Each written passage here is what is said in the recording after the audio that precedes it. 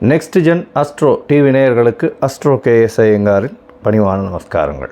குரு பெயர்ச்சி 2024-25 குரு பெயர்ச்சி அப்படின்னு சொல்லும்பொழுது குரு பகவான் ஒரு ராசியிலிருந்து அடுத்த ராசிக்கு செல்லக்கூடிய காலகட்டத்தை குரு பெயர்ச்சின்னு சொல்கிறோம். இப்போ மேஷ ராசி கிருத்திகா நட்சத்திரம் 1ஆம் பாதத்திலிருந்து கிருத்திகா நட்சத்திரம் 2ஆம் பாதத்துக்கு போகிறார். 1/5/2024 மாலை 5:30 மணிக்கு வந்து மேஷத்திலிருந்து ரிஷபத்திற்கு குரு பகவான் செல்கிறார்.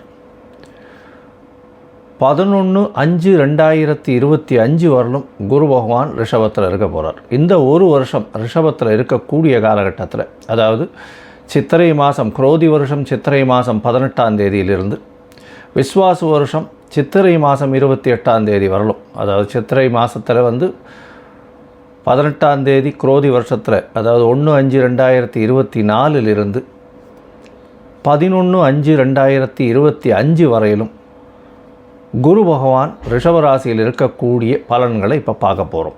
இது ஏன் மிகவும் முக்கியமானது அப்படின்னா, மெதுவாக செல்லக்கூடிய கிரகங்கள் அப்படின்னு சொல்லக்கூடியது, வருட கிரகங்கள்னு சொல்லக்கூடியது வந்து குரு, சனி, ராகு, கேது, இந்த கிரகங்களினுடைய பெயர்ச்சிகளை பற்றி சொல்லுவோம்.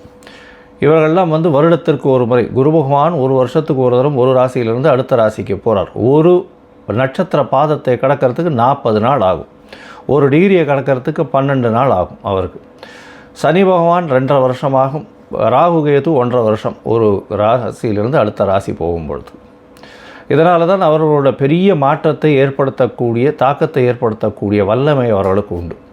குரு பகவானை பொறுத்தவரையிலும் குரு பகவான் தனகாரகன், புத்திரகாரகன் அப்படின்னு காரகத்துவம் அப்படின்றது கொடுத்துருக்கு. அதாவது அவர் தான் அத்தாரிட்டி அந்த 2 விஷயத்துக்குமே. குரு பகவானை பொறுத்தவரையில் குருவை பொன்னன்னு சொல்லுவாள். குரு பார்க்க கோடி நன்மை. குரு இருந்த வீட்டை விட பார்த்த வீடு சுபிட்சம் அதிகமாகும் அப்படின்னு சொல்லக்கூடியது ஜோதிட சாஸ்திரம். அதாவது இருக்கிற வீட்டிலையும் நல்லதை செய்வார், அவர் பார்க்கிற வீட்டில் வந்து மேலும் நல்லதை செய்யக்கூடிய ஒரு விஷயம் உண்டு. இயற்கை சுபரில் முதல் சுபராக கருதக்கூடியவர் குரு பகவான். நம்மளுடைய இந்த பிளானட்டரி பொசிஷனில் வந்து ரிஃப்ளெக்ஷன் ஆஃப் சன்லைட்டை வந்து எடுத்து பார்த்தோமே, ஆனால் சூரியனிலிருந்து வாங்கக்கூடிய கதிர்களை 2 மடங்காக பிரதிபலிக்கக்கூடியவர் வந்து குரு பகவான் அப்படின்றத வந்து சயின்டிஸ்ட் ஆராய்ச்சி இப்போ சொல்லியிருக்காங்க. அதனால் குருவினுடைய தாக்கம் ஒரு மனிதனுக்கு ஒரு பெரிய ஏற்றத்தை கொடுக்கும். ஏன்னா தனகாரகன், புத்திகாரகன், அதாவது தனகாரகன், அதை தவிர வந்து புத்திரகாரகன், அதை தவிர படிப்புக்கு எந்த ஒரு விஷயத்திலும் வீட்டில் சுபத்துவம் நடக்கணும் அப்படின்னா குருவினுடைய அந்த ஒரு ஆசீர்வாதம் இருக்கணும். அதனால தான் குரு பார்க்க கோடி நன்மைன்னு சொல்கிறது. குரு எந்தெந்த இடத்த பார்க்குறாரோ அந்தந்த இடமெல்லாம் அதீத சுபமாகும். இந்த இயற்கை சுபரான குரு பகவான் ஒன்று நல்லது செய்வார், இல்லை நல்ல எதையுமே செய்யாமல் இருப்பார். கெடுதல் அப்படின்றது வந்து யாருக்குமே செய்ய மாட்டார். ஏன்னா அதிகமான சுபர் அப்படின்னு சொல்லக்கூடியவர் குரு பகவான். அவர் வந்து சாத்வீக குணத்தை உடையவர். அதனால் வந்து யாருக்கும் தீமை அப்படின்ற ஒரு விஷயத்தை செய்ய முடியாத அளவுக்கு இருக்கும். ஆனால் குரு பகவான் சரியில்லாத லக்னங்களாக இருந்தால் அவர்களுக்கு வந்து நல்லதை செய்யாமல், எதையும் செய்யாமல் இருப்பார். அதுதான் வந்து அவருடைய பிரச்சனையில் வரும். சரி, இப்போ குரு பகவான் ரிஷபராசிக்கு போகிறார். ரிஷபராசிக்கு போகிறதுனால என்ன அப்படின்னா, குரு பகவான் இருந்த வீட்டிலிருந்து அவருக்கு 7ஆம் பார்வை, எல்லா கிரகத்துக்கும் 7ஆம் பார்வை உண்டு. சமசப்தம பார்வைன்னு சொல்லக்கூடியது 180 டிகிரி. அதன் மூலியமாக அவர் விருச்சிக ராசியை பார்ப்பார். அதனால் விருச்சிக ராசி அதீதமாக சுபப்படுறது. இதனால் வந்து பார்த்தாலேயானால் குரு பகவான் பார்க்கறதுனால அதீத சுபத்துவம் அடைகிறதுனால உடல் நலத்தில் நல்ல ஏற்றம், எல்லாமே பொருள் நலத்தில் நல்ல ஏற்றம், பேச்சுகளில் நல்ல வல்லமை எல்லாமே வரக்கூடிய பாக்கியம் உண்டு. இதை தவிர வந்து பார்த்தோம்னா குரு பகவானுக்கு அதாவது ஒரு ஸ்பெஷல் அப்படின்னு சொல்லக்கூடியது 5-9 பார்வைகள் உண்டு அப்படின்றது ஜோதிட சாஸ்திரம். 5ஆம் இடத்தையும் பார்ப்பார், 9ஆம் இடத்தையும் பார்க்கக்கூடிய வல்லமை அவருக்கு உண்டு. அதன் மூலியமாக அவர் கன்னியா ராசியையும் பார்க்குறார், மகர ராசியையும் பார்க்குறார். இதன் மூலியமாக பார்த்தாலேயானால் கன்னியா ராசி, விருச்சிக ராசி, மகர ராசி, இந்த 3 ராசிகளுக்கும் மிகப்பெரிய ஏற்றத்தை கொடுக்கக்கூடிய காலகட்டமாக வரப்போகிறது. ஏன்னா குருவே பார்க்குறார் நேரடியாக. எந்த ஒரு பிரச்சனையாக இருந்தாலும் இந்த ஒரு வருஷத்தில் வந்து குரு பார்க்க கோடி நன்மைன்னு சொல்கிறதுனால உங்களுக்கு பிரச்சனைகள் அதாவது தலைக்கு வந்து தலப்பாக போகும்னு சொல்லுவார் இல்லையா, அந்த மாதிரியான எந்த பிரச்சனைகளையும் உங்களை அண்டாமல் பார்த்து கொள்ளக்கூடிய ஒரு விஷயமாக இருக்கும். இதை தவிர பார்த்தோம்னா குரு பகவான் குருபலம் வந்துடுத்தா அப்படின்னு சொல்லக்கூடியது அதாவது இந்த எல்லாருமே சொல்லக்கூடியது. அதாவது கல்யாணத்துக்குன்னு பார்த்தா குருபலன் வந்துடுத்தா அப்படின்னு சொல்லுவாள். குரு பகவான் பொதுவாகவே ராசியிலையும் 2ஆம் இடத்துலையும் 4ஆம் இடத்துலையும் 5ஆம் இடத்துலையும் இந்த மாதிரி சப்தமத்திலையும் 9ஆம் இடத்துலையும் இந்த மாதிரியான இடத்துங்களில் இருந்தால் அவர் வந்து சப்தமத்தை பார்த்தால் 7ஆம் இடத்தை பார்த்தால் கோச்சார பிரகாரம் ராசிக்கு சந்திர ராசிக்கு பார்க்கும் பொழுது திருமண பாக்கியம் ஏற்படும் அப்படின்றது வந்து ஜோதிட சாஸ்திரம் சொல்கிறது. அதாவது அந்த காலகட்டத்தில் உங்களுக்கு கோச்சார பிரகாரத்தில் திருமண பாக்கியம் ஏற்பட்டாலும் தசாபுக்தியும் அதற்கு சப்போர்ட் பண்ணணும். அந்த மாதிரியான விஷயங்கள் இருக்குமேயானால் திருமணம் கண்டிப்பாக ஆகக்கூடிய பாக்கியம் உண்டு. ரொம்ப நாளாக தட்டி போனவாளுக்கெல்லாம் இப்போ கல்யாணம் ஆகக்கூடிய பாக்கியம் குரு பார்க்கறதுனால கண்டிப்பாக குருபலன் வந்துடுத்து அப்படின்னு சொல்லக்கூடியது. சரி, ஒருவேளை இந்த குரு பகவான் சிலருக்கு சரியாக இல்லை, அதாவது மறைந்திருக்கிறார், அதனால் வந்து அவர்களுடைய கதிர்கள் சரியாக வரலை அப்படின்னும் பொழுது என்ன பண்ணலாம் அப்படின்னா, குரு பகவானுக்கு உண்டான காயத்ரி, அதாவது ஒரு நாளைக்கு 3 தரமாவது சொல்லணும். அது என்ன அப்படின்னா, ஓம் விருஷபத்வஜாய வித்மஹே கிருணிஹஸ்தாய தீமஹி தன்னோ குரு பிரச்சோதயாத்து அப்படின்றத ஒரு நாளைக்கு 3 தரம் சொல்லிட்டு வர்றதன் மூலியமாகவும், இல்லைன்னா ஓம் குருதேவாய வித்மஹே பிரம்மானந்தாய தீமஹி தன்னோ குரு பிரச்சோதயாத் அப்படின்றத ஒரு நாளைக்கு 3 தரம் சொல்லிட்டு வர்றதன் மூலியமாக குரு பகவானுக்கு உண்டான காயத்ரியை சொல்கிறதுனால குரு வலுப்படக்கூடிய வாய்ப்புகள் மிகவும் அதிகம்.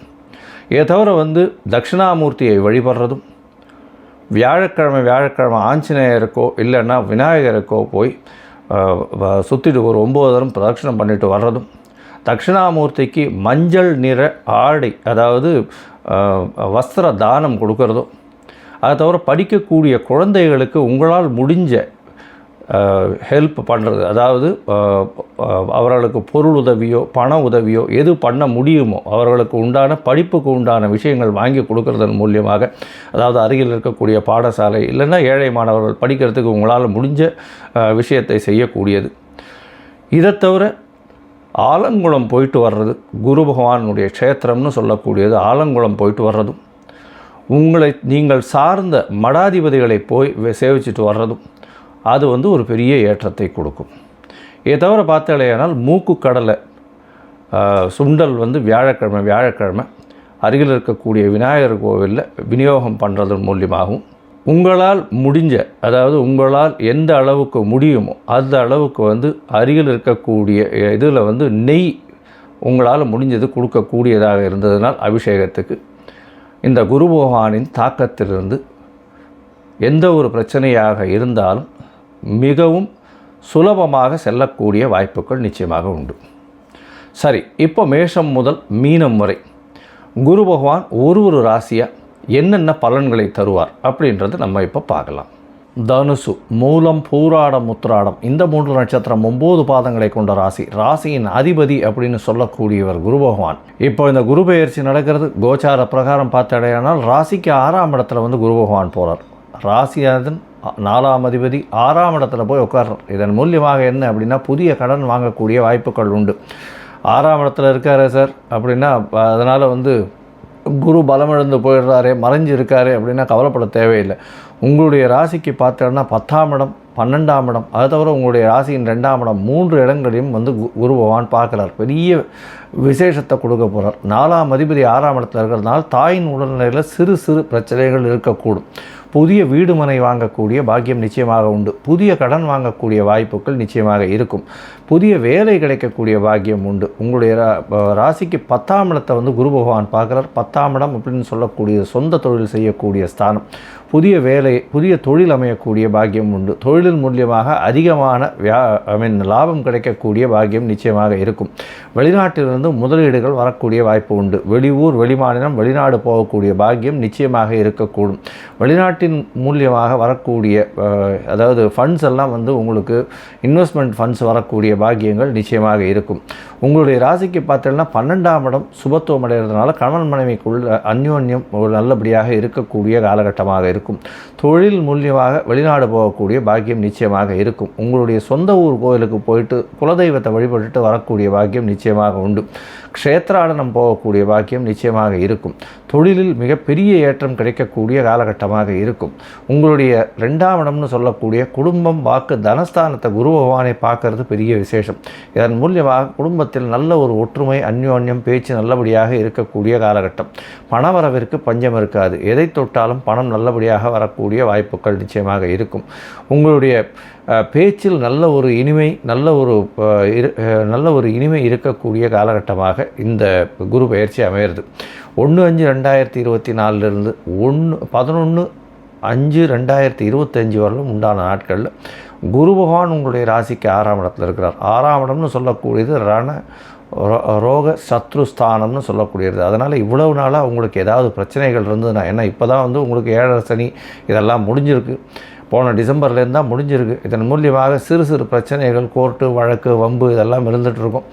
அது எல்லாம் ஒரு சுமூகமான பேச்சில் இந்த காலகட்டத்தில் முடியக்கூடிய பாக்கியம் உண்டு. உங்களுடைய பித்திருக்களுடைய சொத்துக்கள் வரக்கூடிய வாய்ப்புகள் நிச்சயமாக இருக்கும். இந்த தனுசு ராசியில் பிறந்த பேங்கிங் அக்கௌண்ட்ஸ், அதாவது பிறந்த பேங்கிங் அக்கௌண்ட்ஸில் ஒர்க் பண்ணுறவங்க, அது தவிர தங்கம் விற்பனை செய்பவர்கள், தங்கம் ட்ரேடிங் செய்பவர்கள், தங்க ஆசாரிகள், அதாவது தங்க ஆசாரிகள், இவங்களுக்கெல்லாம் பெரிய ஏற்றம் கிடைக்கக்கூடிய காலகட்டமாக இருக்குது. அது தவிர எஜுகேஷன் இன்ஸ்டியூஷன்ஸில் ஒர்க் பண்ணுறவங்க, டீச்சர்ஸு, ப்ரொஃபஸர்ஸு, அது தவிர இந்த எஜுகேஷன் ஆப்ஸ் விற்கிறவங்க, அது அப்ளிகேஷன்ஸ் விற்று அதன் மூலியமாக ஒரு நல்ல ஏற்றம் கிடைக்கும். அந்த மாதிரியான விஷயங்கள் பண்ணுறவங்களுக்கு எல்லாருக்குமே பெரிய ஏற்றம் காலமாக இந்த காலம் அமைய போகிறது. இந்த குரு பயிற்சியில் பார்த்தோம்னா 2ஆம் இடத்துல பார்க்கக்கூடிய குரு பகவான் மூலியமாக உங்களுடைய பேச்சில் பெரிய ஏற்றம் கிடைக்கக்கூடிய காலகட்டம். இதன் மூலியமாக பார்த்தோம்னா உங்களுடைய பேச்சுக்கள் நிச்சயமாக ஏற்றுக்கொள்ளத்தக்கதாக இருக்கும். ராசிக்கு 6ஆம் இடத்தில் குரு பகவான் இருக்கிறதுனால நீங்கள் எந்த ஒரு வாக்கு கொடுத்தீர்கள்னாலும் அந்த வாக்கை மீட் அவுட் பண்ணுற அளவில் நிச்சயமாக இருப்பீர்கள். அதனால் கவலைப்பட தேவையில்லை. பெரிய பிரச்சனைகள் வரக்கூடிய வாய்ப்புகள் நிச்சயமாக இல்லை.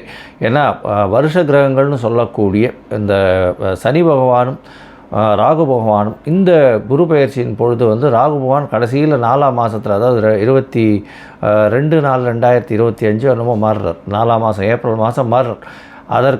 அது வரலும் உங்களுக்கு எந்த பிரச்சனைகளும் வரக்கூடிய வாய்ப்புகள் இல்லை. அப்படி ராகு பகவான் மாறும் பொழுது கூட உங்களுக்கு 3ஆம் இடத்துல ராகு மாறுறது பெரிய விசேஷம்.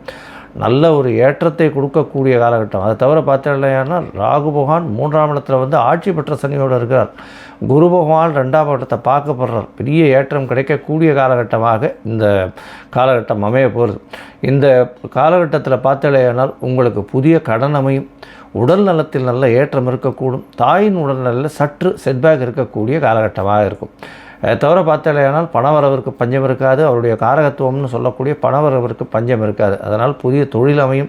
தொழிலில் பெரிய மேம்பாடு இருக்கக்கூடிய காலகட்டமாக இருக்கும். மொத்தத்தில் இந்த தனுசு ராசிக்காரர்களுக்கு பார்த்தேன்னா நல்ல ஒரு ஏற்றமான ஏற்றமான ஒரு குரு பெயர்ச்சியாக இருக்கும். பார்வை பலன்கள் மிகவும் அதிகமாக இருக்கக்கூடிய காலகட்டமாக இருக்குது. நீங்கள் அருகில் இருக்கக்கூடிய நாமக்கல் ஆஞ்சநேயரை போய் சேவிச்சுட்டு வாங்க. அதே மாதிரி தென்குழித்திட்டை அப்படின்ற இடத்துக்கு போய் குரு பகவான் போய் சேவிச்சுட்டு வர்றதன் மூலியமாக உங்களுக்கு பெரிய ஏற்றமும் மாற்றமும் இந்த வருஷம் நிச்சயமாக வரும் இந்த குரு பெயர்ச்சியில்.